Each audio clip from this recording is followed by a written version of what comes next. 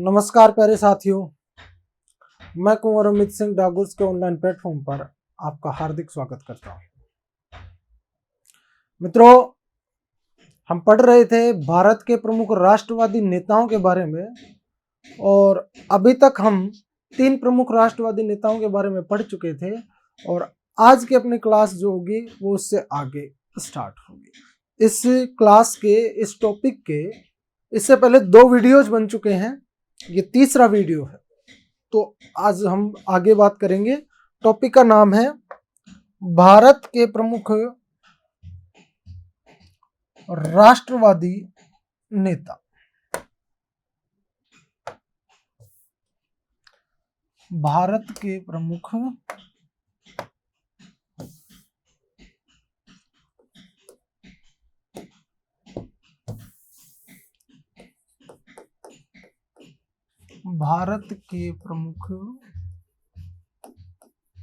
राष्ट्रवादी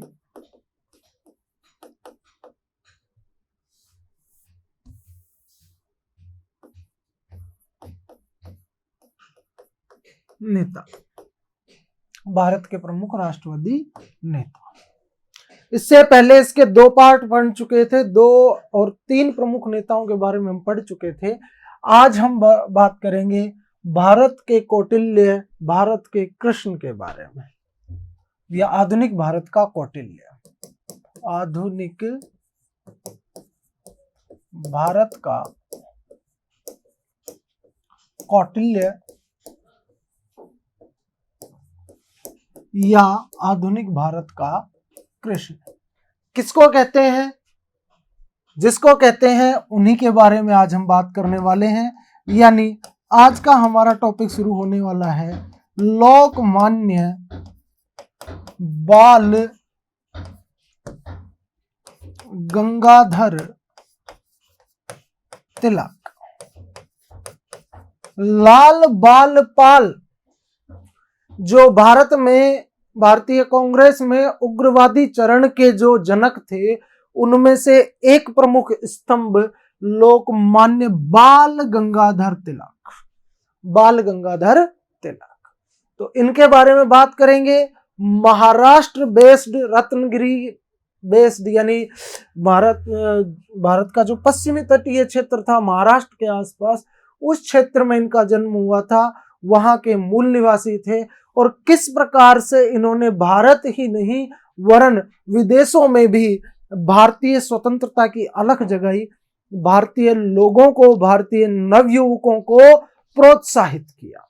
आज उनके बारे में अपन बात करने वाले हैं। सबसे पहले वही बात कि हम बात करेंगे इनके जन्म को लेकर के।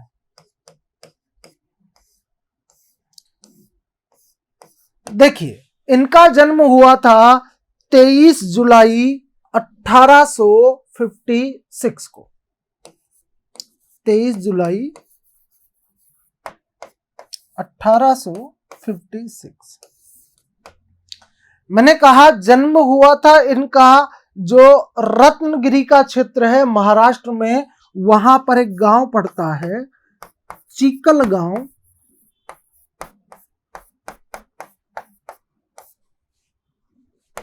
रत्नगिरी कहां पड़ता है? महाराष्ट्र में।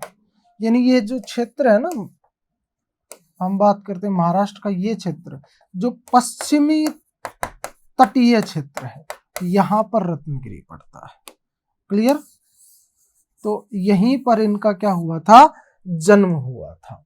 एक बात और बता दूं, इनके खुद का नाम, स्वयं का जो नाम था वो गंगाधर नहीं था, बाल गंगाधर भी नहीं था। स्वयं का जो नाम था इनका, बचपन का जो नाम था वो था केशव। फिर ये कैसे हुआ? तो इनके पिता का जो नाम था वो था गंगाधर तिलक। पिता का नाम क्या था? गंगाधर तिलक।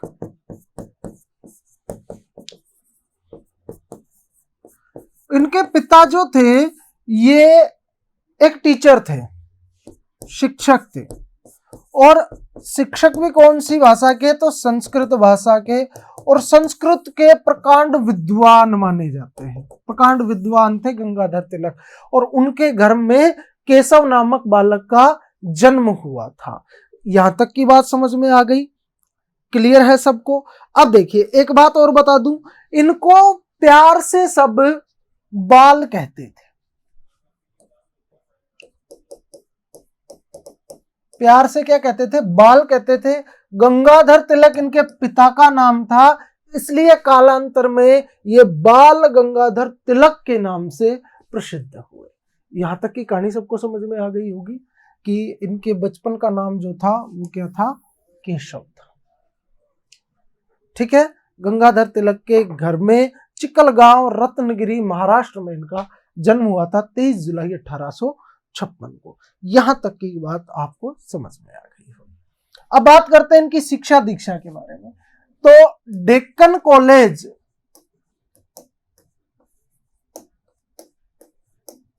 डेक्कन कॉलेज से इनकी शिक्षा लगभग पूरी हुई थी। ध्यान दीजिए, पहले भी इस चीज का जिक्र मैं कर चुका हूं, पूना के डेक्कन कॉलेज का। क्लियर? और इसके शिक्षा प्राप्त करने के बाद में, अब देखिए पिता भी शिक्षक थे तो शिक्षा की तरफ इनका लगाव था, और शिक्षा के क्षेत्र में इनके द्वारा कार्य भी किया गया। सबसे पहले इनके द्वारा एक स्कूल स्थापित किया गया जिसका नाम था नवीन इंग्लिश स्कूल, और यह स्थापित किया गया इनके द्वारा कहां पर? पूना में। कब स्थापित किया गया? तो आप कहेंगे 1900 में। अच्छा, एक चीज और बता दूं, पूना में कॉलेज है जिसका नाम है फर्ग्यूसन कॉलेज। फर्ग्यूसन कॉलेज, तो फर्ग्यूसन कॉलेज की स्थापना में भी इनका महत्वपूर्ण योगदान था। नवीन इंग्लिश स्कूल पूना की स्थापना इनके द्वारा की गई थी, और फर्ग्यूसन कॉलेज की जो पूना में ही है उसकी स्थापना में इनके द्वारा महत्वपूर्ण योगदान दिया गया था। अब देखिए, पेशा शिक्षा के क्षेत्र में काम कर रहे हैं, शिक्षाविद की तरह कार्य कर रहे हैं। तब इनको ये लगा कि मुझे मेरे विचारों को अब लोगों के सामने पहुंचाना चाहिए, और वो विचार ऐसे पहुंचेंगे नहीं, वो पहुंचेंगे कैसे? पत्र और पत्रिकाओं के माध्यम से। तब इनके द्वारा 1891 में एक महत्वपूर्ण कार्य किया गया, और कार्य क्या किया गया? 2 समाचार पत्र प्रकाशित, या 2 समाचार पत्रों को का संपादन इनके द्वारा किया गया। 2 समाचार पत्र इनके द्वारा निकाले गए। कौन कौन से? वो आप बार बार आप पढ़ते हैं, एक केसरी और दूसरा मराठा। ये जो केसरी नामक समाचार पत्र था ये था मराठी भाषा में, और जो मराठा नामक समाचार पत्र था ये था इंग्लिश भाषा में, अंग्रेजी भाषा।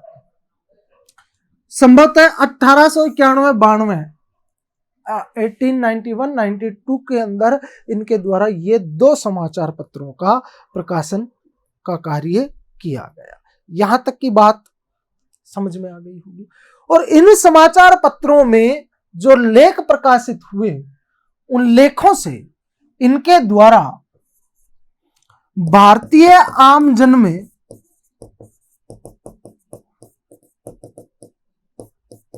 राष्ट्रीयता की भावना, जिसको अपन कहें, यानी लोगों में राष्ट्र प्रेम की भावना जागृत करने में इन दोनों समाचार पत्रों का महत्वपूर्ण योगदान रहा।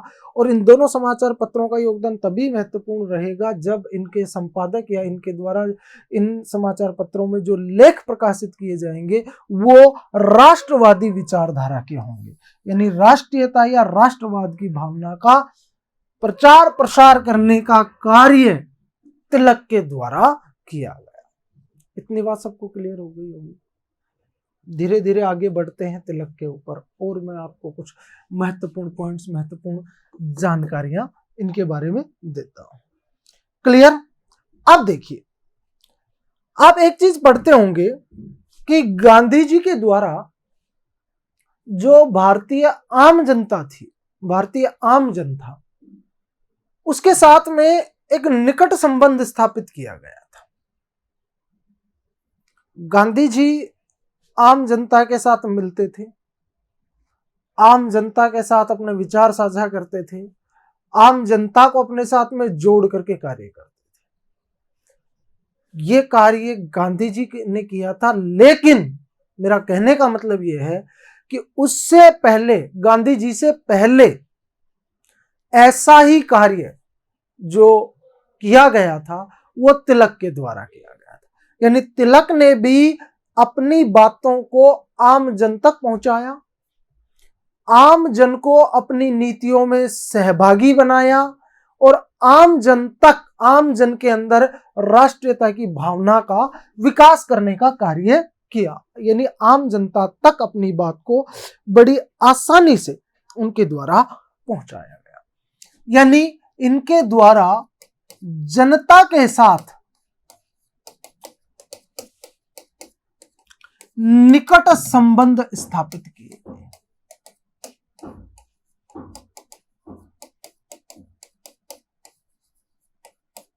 और ऐसा करने वाले ये पहले नेता थे।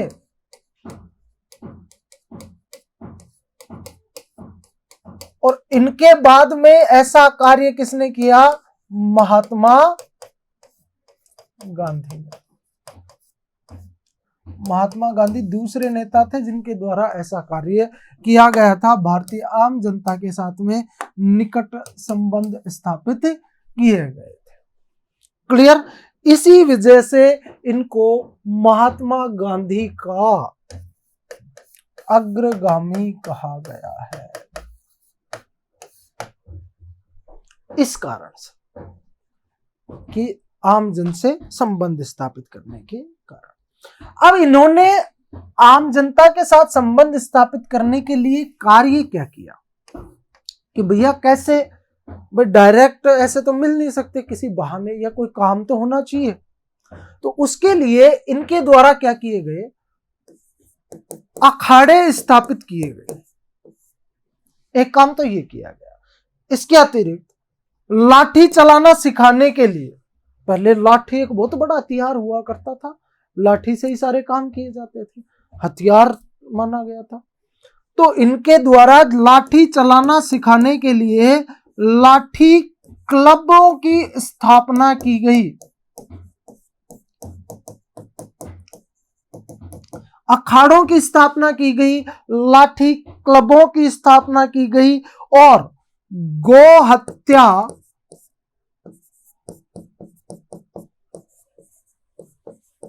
विरोधी, गो हत्या विरोधी सभाएं आयोजित की गई।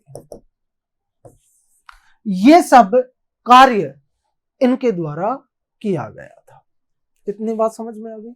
जनता के साथ निकट संबंध स्थापित किए गए, ऐसा करने वाले ये प्रथम नेता थे। उसके बाद गांधी जी ने भी ऐसा ही काम किया, इस वजह से तिलक को गांधी जी का अग्रगामी कहा जाता है। और इसके लिए इनके द्वारा ये कार्य विधि या ये कार्यक्रम चलाए गए थे। क्लियर? यहां तक की बात समझ में आ गई? अच्छा, इनसे इनके ये राष्ट्रवादी नेता थे और गर्म दल के नेता थे। इनकी जो विचारधारा थी वो तेज तर्रार विचारधारा थी। आपको ध्यान हो, जब अपन ने बात की थी आधुनिक भारत के इतिहास में, जब अपन लास्ट के पॉइंट पढ़ रहे थे, उसमें मैंने आपको कुछ क्रांतिकारी घटनाएं बताई थी। वहां पर एक मैंने बताई थी कि 1897 में चापेकर बंधु, ध्यान आ गए होंगे, चापेकर बंधुओं के द्वारा प्लेग कमिश्नर की हत्या कर दी गई थी। वो इन्हीं के विचारों से प्रभावित होकर के उनके द्वारा ये कार्य किया गया था। वो टॉपिक मैंने आपको रेंड हत्याकांड नाम से बताया था, ध्यान आ गया होगा। रेंड हत्याकांड, है ना, चापेकर बंधुओं के द्वारा। तो वो चापेकर बंधु किससे प्रभावित हुए थे? तिलक से ही प्रभावित हुए थे।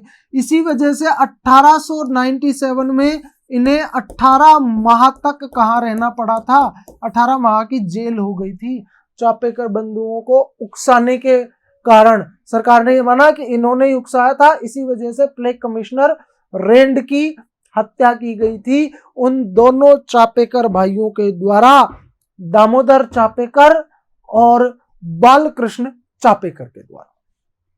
ये कॉन्सेप्ट समझ में आ गया सबको। तो इस वजह से इनको 18 माह की जेल भी हुई थी। इतनी बात क्लियर है। नेक्स्ट आगे चलते हैं। अब इन्होंने जनता के साथ, मैंने कहा ना, जनता के साथ निकट संबंध स्थापित करने के लिए बहुत से कार्य किए थे। अब इसी कड़ी में उनके द्वारा 2 महत्वपूर्ण उत्सव भी प्रारंभ किए गए, और ये उत्सव इसीलिए शुरू किए गए थे ताकि जनता की भागीदारी हो, जनता से जुड़ाव हो और जनता के अंदर राष्ट्रीयता की भावना का विकास किया जा सके। पहला उत्सव इनके द्वारा शुरू किया गया गणपति उत्सव, जिसको गणेश उत्सव भी कहा जाता है।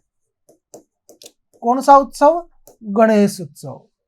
और दूसरा शुरू किया गया इनके द्वारा शिवाजी उत्सव। आपको एक और बात और बता दूं, एक प्रतिष्ठित जो गाइड ही कहेंगे उसको, उस गाइड के अंदर अपना मैटर आ रहा है, हालांकि इसमें नाम वाम नहीं है, अपना मैटर सेम हूबहू उसी के अंदर ऐसे कैसे आ रहा है, ये लगभग जो आप पढ़ रहे हैं वो। तो गणपति उत्सव इनके द्वारा जो शुरू किया गया था वो 1893 में शुरू किया गया था, और जो शिवाजी उत्सव इनके द्वारा शुरू किया गया था वो 1896 में शुरू किया गया था। इतनी ज्यादा ये एनसीईआरटी के अकॉर्डिंग है ना, और माध्यमिक शिक्षा बोर्ड की पुस्तक में दे रखा है ये 1896। तो ये दोनों चीजों को ध्यान रखना। गणपति उत्सव 1893, शिवाजी उत्सव 1896। इन दोनों उत्सवों को प्रारंभ करने का जो उद्देश्य था वो मैं पहले बता चुका हूं, जनता से जुड़ाव हो और जनता में राष्ट्रीयता की भावना का विकास हो, जनता में राष्ट्रीयता की भावना का विकास हो। इसके लिए ये 2 उत्सव इनके द्वारा शुरू किए गए थे। ये क्लियर कॉन्सेप्ट आपको समझ में आ चुका होगा। ये तो इनके वो कार्य थे जो इन्होंने प्रारंभ में, यानी 1900 से पहले ये कार्य इनके द्वारा किए गए थे। अब उसके बाद 1900 के आसपास ये भारतीय राष्ट्रीय कांग्रेस के मुखर प्रखर एक नेता के रूप में ये उभरे, और इनकी जो विचारधारा थी वो मैंने आपको बता दी, कौन सी? गर्म विचारधारा। तो इन्हीं के कारण कांग्रेस में एक अलग से एक विभाजन हुआ, जिसको गरम दल के, नरम दल और गरम दल। तो आपको पता है ना, गरम दल के प्रमुख नेता लाल बाल पाल अपन पढ़ते हैं, लाल बाल और पाल, और इसमें सबसे प्रमुख भूमिका थी बाल गंगाधर तिलक की। हुआ क्या था, 1907 में जो कांग्रेस के गरम दल के नेता कह लीजिए या आप नवयुवक नेता कह लीजिए, उन्होंने कहा कि भैया जो कांग्रेस का अध्यक्ष बने वो बनाएंगे हम बाल गंगाधर तिलक को। किसको बनाएंगे? बाल गंगाधर तिलक को। ये कॉन्सेप्ट मैं आपको बता चुका हूं पहले, लेकिन वो चुनाव हार गए। इस वजह से कांग्रेस में क्या हो गया, विभाजन हो गया था। कब हुआ था? 1907 के सूरत अधिवेशन में। जब ये विभाजन हुआ तो विभाजन का जो मुख्य दोषी माना गया वो किसको माना गया? बाल गंगाधर तिलक को दोषी माना गया इस विभाजन का। हुआ ये कि इस वजह से कांग्रेस के अंदर दो धड़े बन गए। एक धड़ा गरम दल कहलाया जिसमें तिलक के समर्थक थे, और एक वो पूर्ववर्ती समर्थक जिनका धड़ा नरम दल कहलाया। वास्तव में ये विभाजन का जो मूल कारण था वो ये था कि ये जो नवयुवक या गरम दल के जो नेता थे, ये कहते थे कि कांग्रेस की जो विचारधारा है अब उसमें परिवर्तन लाना चाहिए। जो ये चिट्ठियां लिख लिख करके भेजते हैं, जो अर्जियां भेजते हैं, वो अर्जियों से काम चलने वाला नहीं है। तो 1907 का जो सूरत विभाजन था उसका दोषी भी इन्हीं को माना गया था। क्लियर? अब आगे और बात बताता हूं आपको। कांग्रेस जैसे संगठन में होकर के इन्होंने प्रखर रूप से स्वराज की मांग उठाई। यानी कांग्रेस की विचारधारा पहले डोमिनियन स्टेट मांगती थी, लेकिन तिलक ऐसे पहले नेता थे जिनके द्वारा स्वराज की मांग की गई। तो स्वराज की मांग करने वाला पहला नेता कौन था? तो वो थे बाल गंगाधर तिलक। उन्होंने कहा भी था कि स्वराज मेरा जन्म सिद्ध अधिकार है और मैं इसको लेकर रहूंगा। ये स्वराज की मांग करने वाले भारत के प्रथम नेता थे। एक बात और बता दूं आपको, उस समय जब भारत में भाषा विवाद चल रहा था इंग्लिश और हिंदी के बीच,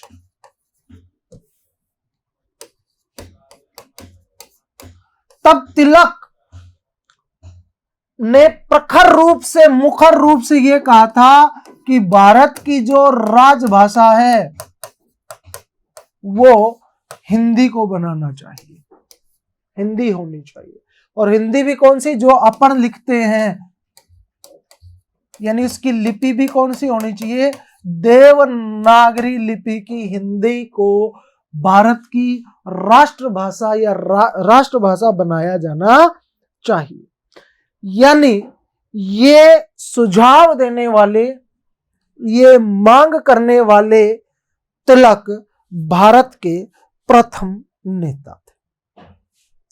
तिलक पहले नेता थे ऐसे जिनके द्वारा ये मांग की गई कि भारत की राष्ट्रभाषा किसको बनाया जाए? हिंदी को बनाया जाए। तिलक स्वराज की मांग करने वाले भी पहले नेता थे। राष्ट्रभाषा हिंदी को घोषित किया जाए ये मांग करने वाले भी तिलक पहले नेता थे। तो अब आपको थोड़ा थोड़ा इनकी विचारधारा, इनका कॉन्सेप्ट आपको लगभग क्लियर होता आ चुका होगा।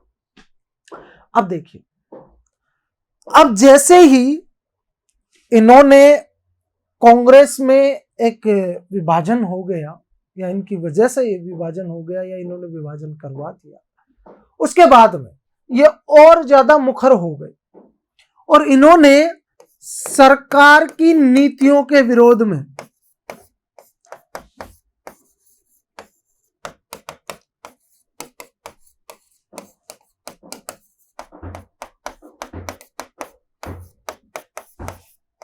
क्या लिखना शुरू कर दिए? लेख लिखना शुरू कर दिए। लेख तो पहले भी लिखते थे, लेकिन अब और ज्यादा ये मुखर हो गए। आपको पता है इनका एक समाचार पत्र था केसरी। केसरी कौन सी भाषा में? मराठी भाषा में। और इस केसरी नामक समाचार पत्रों में इन्होंने सरकार की नीतियों के विरोध में जो लेख लिखे, यानी जो आलोचनात्मक लेख लिखे, उस वजह से तिलक को 1908 में, कब? 1908 में इनको जेल में डाल दिया गया, इनको जेल की सजा दी गई। और ये कब तक रहे? 1914 तक। 1914 तक, 1908 से 1914 तक इनको जेल में रहना पड़ा। 6 वर्ष का कारावास इनको दिया गया और इन्हें कहां भेजा गया? मांडले जेल। और ये कहां पड़ती है? बर्मा में। बर्मा की मांडले जेल में 8 वर्ष तक सॉरी 6 वर्ष तक इनके द्वारा कठोर कारावास सहा गया था। वो क्यों, वो मैं आपको बता चुका हूं कि इनके द्वारा सरकार की नीतियों के विरोध में बहुत से आलोचनात्मक लेख लिखे गए थे। सरकार की जो नीति, सरकार जो करना चाह रही थी वो ये कह रहे थे कि ये गलत कर रही है, हमें ऐसे आज़ादी नहीं मिलेगी, हमें ये काम करना चाहिए, सरकार की नीति गलत है। जनता को जागरूक करने का प्रयास किया गया था इनके द्वारा केसरी के माध्यम से, उस वजह से इनको जेल में डाल दिया गया था। और इसी समय जेल में इन्होंने कहा कि शायद ईश्वर को यही मंजूर है कि मेरे स्वतंत्र रहने के बजाय, यानी मेरे स्वतंत्र रहने से मेरी इच्छाओं की पूर्ति नहीं होगी, शायद ईश्वर को यही मंजूर है कि मुझे कष्ट झेलने से ही मेरी इच्छाओं की पूर्ति हो। और मेरी इच्छा क्या है? स्वराज प्राप्ति। कि सीधा सीधा सा मतलब था कि अगर भगवान को यह मंजूर है कि मेरे जेल में रहने से भारत को स्वराज मिले तो वो बहुत सही है, कोई दिक्कत नहीं। लेकिन भारत को क्या मिलना चाहिए? भारत को स्वराज मिलना चाहिए, भारत की जनता जागरूक होनी चाहिए, अपनी आजादी के लिए उनको लड़ना चाहिए। ये सारी बातें इनके द्वारा कही गई। अब 1914 से में ये जेल से छूटकर आ गए। जैसे ही छूट करके आए वापस से सक्रिय हो गए, पुनः सक्रिय हो गए। कब? 1914। और आते ही इनके द्वारा होम रूल आंदोलन शुरू किया गया। Home rule movement, home rule आंदोलन शुरू किया गया। और ये वापस 1915 से लेकर के 18 तक के कार्य, 14 में आए लास्ट में, 1915 से लेकर के 1918 तक, लगभग 18 तक ये वापस से सक्रिय नेता रहे, कांग्रेस के प्रभावी नेता बनकर के उभरे। क्लियर? और इनके द्वारा 1915 में ही जो 23 और 24 दिसंबर 1915 को इनके द्वारा एक सम्मेलन बुलाया गया, जिसमें बंबई, बरार, मध्य प्रांत एमपी के आसपास का जो क्षेत्र था उसको मध्य प्रांत का था, इनके जो राष्ट्रवादी नेता थे उन सबको आमंत्रित किया और अपने विचारों से अवगत करवाया। और स्वराज प्राप्ति के लिए इनके द्वारा अपने विचार कि भैया स्वराज प्राप्ति कैसे होगी, अपने विचार रखे गए। और इसी समय होम रूल जो आंदोलन है वो शुरू किया गया। अब देखिए, इसी सम्मेलन में इनके द्वारा होम रूल आंदोलन के लिए 15 सदस्यों की एक कमेटी गठित की गई। कितने सदस्यों की? 15 सदस्यों की एक कमेटी गठित की गई होम रूल आंदोलन के लिए। यानी इन सदस्यों को यह काम करना था कि भैया आप ये डिसाइड करो कि भारत में होम रूल आंदोलन चलना चाहिए या नहीं। यानी होम रूल आंदोलन भारत में सही है या नहीं, यानी होम रूल आंदोलन का औचित्य क्या है, उसके लिए 15 सदस्यों की एक कमेटी गठित की गई 1915 में इसी सम्मेलन के दौरान। और ये कमेटी ने अपना कार्य किया और इसने अपनी 1916 में, ये देखो, एक ये पूना का सम्मेलन था, ये सम्मेलन कहां हुआ था? पूना में। इसके बाद में जो दूसरा सम्मेलन हो रहा है वो हो रहा है कहां पर? बेलगांव में। कहां पर? बेलगांव में। और यह सम्मेलन हो रहा है अप्रैल में, 27-28 अप्रैल, हाँ एग्जैक्ट 27-28 अप्रैल 1916। और जो ये कमेटी बनाई गई थी पहले सम्मेलन में, इस कमेटी ने बेलगाम सम्मेलन में अपनी रिपोर्ट पेश की। अपनी बात कही कि भारत में किस प्रकार से होम रूल जो है वो चलाया जाए, या होम रूल का क्या औचित्य है, सही है या नहीं है, इस आंदोलन को किस प्रकार से, कैसे कैसे, किस क्षेत्र में कौन कौन किस किस व्यक्ति के द्वारा क्या क्या काम किया जाएगा, वो सारी बातें बताएगी। और जैसे ही इस कमेटी ने अपनी रिपोर्ट पेश की, उसी समय 28 अप्रैल 1916 को तिलक के द्वारा होम रूल लीग की स्थापना की गई। होम रूल लीग की स्थापना कब की गई? 28 अप्रैल 1916। कहां पर की गई? बेलगांव में। बेलगांव में जो सम्मेलन हुआ था वो किसके लिए हुआ था? पूना सम्मेलन में जो कमेटी स्थापित की गई थी, कमेटी गठित की गई थी, उसकी रिपोर्ट पेश करने के लिए, उसकी रिपोर्ट को बाकी राष्ट्रवादी नेताओं को बताने के लिए। क्लियर हो गया सबका? होम रूल का जो विचार था वो यहीं पर आ चुका था, आंदोलन खड़ा हो चुका था। होम रूल लीग की स्थापना जो है वो 28 अप्रैल 1916 को हुई है। इतनी बात क्लियर। अब देखिए, होम रूल लीग बना दिया गया, और होम रूल लीग का जो अध्यक्ष है वो मैं आपको पहले भी बता चुका हूं, पहले भी अपन होम रूल लीग के बारे में पढ़ चुके हैं, होम रूल आंदोलन के बारे में पढ़ चुके हैं। इसका अध्यक्ष बनाया गया जोसेफ बैपरिस्टा। पढ़ चुके हैं, नाम याद आ गया होगा। इसका अध्यक्ष किसको बनाया गया? जोसेफ बैपरिस्टा को। दूसरा, इसका जो सचिव है, इसके जो सचिव थे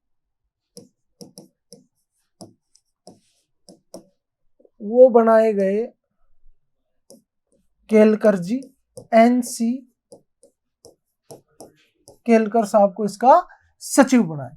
एक चीज ध्यान रखना, ये होम रूल आंदोलन चलाया गया तिलक के द्वारा, ये होम रूल लीग की स्थापना तिलक के द्वारा की गई, लेकिन तिलक के द्वारा कोई भी पद स्वीकार नहीं किया गया, ना वो अध्यक्ष बने, ना वो सचिव बने, ना कोई। केवल जो तिलक थे वो इसके आप ये कह सकते गार्जियन के रूप में कार्य कर रहे थे, उनके द्वारा कोई पद स्वीकार नहीं किया गया। इतनी कहानी क्लियर, सबको अच्छे से समझ में आ गई होगी। तो इस प्रकार से ये तिलक के द्वारा होम रूल लीग की स्थापना 1918 की बात आ रही है। 1916 तक आ गए, 1918 तक ये बात, ये होम रूल लीग या होम रूल आंदोलन चलता रहा। अब उसी बीच 1919 का अधिनियम आ गया, जिससे होम रूल लीग भी, होम रूल आंदोलन शुरू खत्म हो गया। 1919 का अधिनियम आ गया, तो 1919 के अधिनियम से भी तिलक जो थे वो असंतुष्ट थे। पूरी तरह नहीं, कुछ बातों पर तिलक असंतुष्ट थे इससे। क्लियर? तो ये इनके द्वारा कुछ काम किए गए। अब मैं तिलक साहब के बारे में आपको थोड़ा सा एक्स्ट्रा मटेरियल या एक्स्ट्रा बातें आपको बता देता हूं। पहली बात, कुछ इंपॉर्टेंट फैक्ट हैं इनसे जुड़े हुए। किससे जुड़े हुए? तिलक साहब से। तिलक साहब जो थे, इन्होंने पूरी तरह से भारतीय नवयुवकों को संगठित करने का प्रयास किया, और उन्होंने कहा कि देश सेवा और देश के लिए बलिदान होना यही एकमात्र रास्ता है देश सेवा का। क्लियर?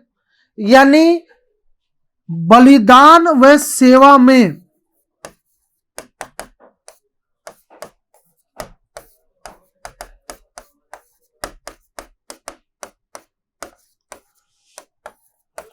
इनका विश्वास था, इन्हीं पूर्णतया विश्वास करते थे कि आपको सेवा करनी है देश की, देश के लिए बलिदान होना है। एक तो ये। दूसरी बात और बताता हूं, ये पहले वो नेता थे जिनके द्वारा सत्ता को चुनौती दी गई। यानी इतना साहस इनके द्वारा जुटाया गया कि सत्ता को ये सीधी चुनौती दे सके। और इसी वजह से सरकार जो है, सरकार का मतलब ब्रिटिश सरकार, एक इंपॉर्टेंट फैक्ट बताने जा रहा हूं, ब्रिटिश सरकार तिलक साहब को क्या कहती थी? विद्रोही मानती थी कि विद्रोही है ये। और इनके बारे में एक अंग्रेज लेखक जिनकी पुस्तक है इंडियन अनरेस्ट, नाम है sir Valentine Chirol. Sir Valentine Chirol, क्या नाम है? सर वेलेंटाइन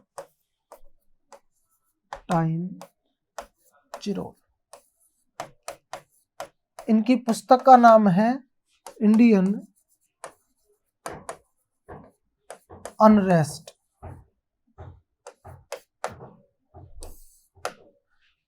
भारतीय अशांति, ये इंग्लैंड के रहने वाले थे भैया। इन्होंने कहा बाल गंगाधर तिलक को the father of Indian unrest.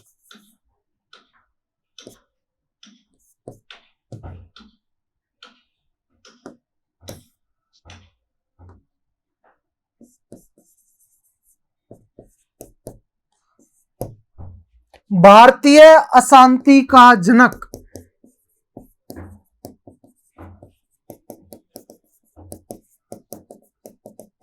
Important question है, तिलक को भारतीय अशांति का जनक किसने कहा? वेलेंटाइन चिरोल ने, जिनकी पुस्तक का नाम क्या था? Indian unrest. और इसी पुस्तक में इन्होंने तिलक को the father of Indian unrest कहा है। ये इंपॉर्टेंट फैक्ट, इंपॉर्टेंट क्वेश्चन है, ये आपको याद रखना चाहिए। क्लियर?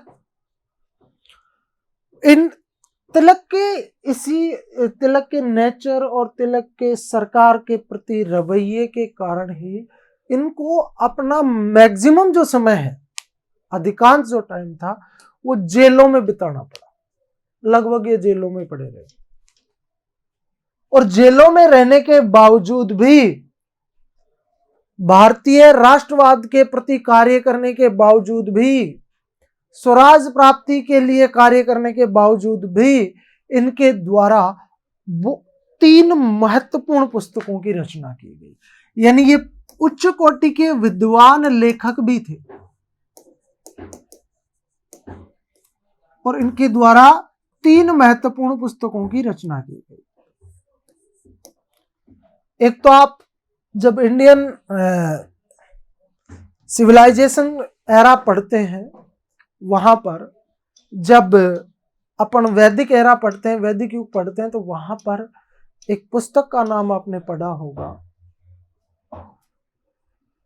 जो बाल गंगाधर तिलक की बहुत महत्वपूर्ण पुस्तक है, आर्कटिक होम ऑफ वेदास या आर्कटिक होम ऑफ आर्यंस। ये इनकी महत्वपूर्ण पुस्तक है, आर्कटिक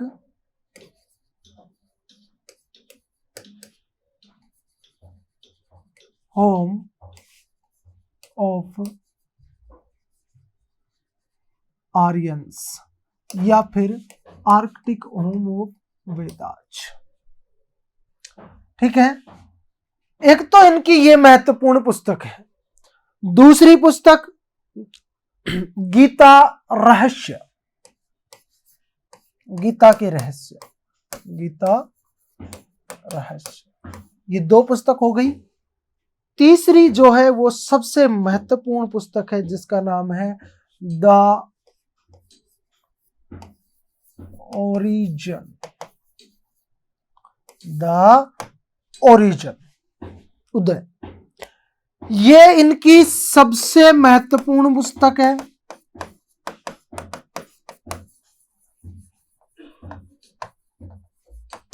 सबसे महत्वपूर्ण पुस्तक है इनकी द ओरिजिन। क्यों? क्योंकि इस पुस्तक को इंटरनेशनल लेवल पर ख्याति मिली। इंटरनेशनल लेवल पर इस पुस्तक को ख्याति मिली और इस पुस्तक के ऊपर अनेक शोध पत्र भी प्रकाशित हो चुके हैं। बहुत महत्वपूर्ण पुस्तक है द ओरिजिन।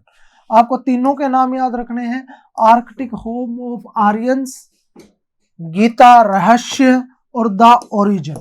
ये पूछी जा सकती है आपसे, द ओरिजिन नामक पुस्तक किसके द्वारा लिखी गई? तो ये बाल गंगाधर तिलक की महत्वपूर्ण पुस्तकों में शामिल है। क्लियर है? The origin. तो ये मैंने आपको थोड़ा सा बाल गंगाधर तिलक के बारे में बताया आज की क्लास में, और इनसे जुड़े हुए लगभग हर पहलू पर 360 डिग्री मैंने घूमने का प्रयास किया है कि आपको उनके वो कुछ अनछुए पहलुओं के बारे में भी मैं आपको बता सकूं, जो इन्होंने भारतीय आज़ादी में जो इनका योगदान रहा है, ये जिस वजह से भारतीय राष्ट्रवादी नेता कहलाए, क्यों कहा जाता है, उन सभी प्रश्नों का जवाब देने का प्रयास मैंने अपनी आज की इस क्लास में किया है। तो मित्रों, मिलते हैं अगली क्लास में फिर और राष्ट्रवादी नेता को लेकर, किसी अन्य राष्ट्रवादी नेता को लेकर के, और फिर आपसे चर्चा करेंगे। तब तक के लिए लेता हूं आपसे विदा। आप लोग पढ़ते रहिए, व्यस्त रहिए और मस्त रहिए। ध्यान दीजिए, कॉलेज व्याख्याता वैकेंसी उसको भी ध्यान में रखना है, स्कूल व्याख्याता ये भी ध्यान, जिनका लक्ष्य है कि अब हमें व्याख्याता बनना है, लेक्चरर बनना है, उनके लिए डबल वैकेंसी आई हुई। तो मिलते हैं फिर से आपसे अगली क्लास में। तब तक के लिए बहुत बहुत धन्यवाद।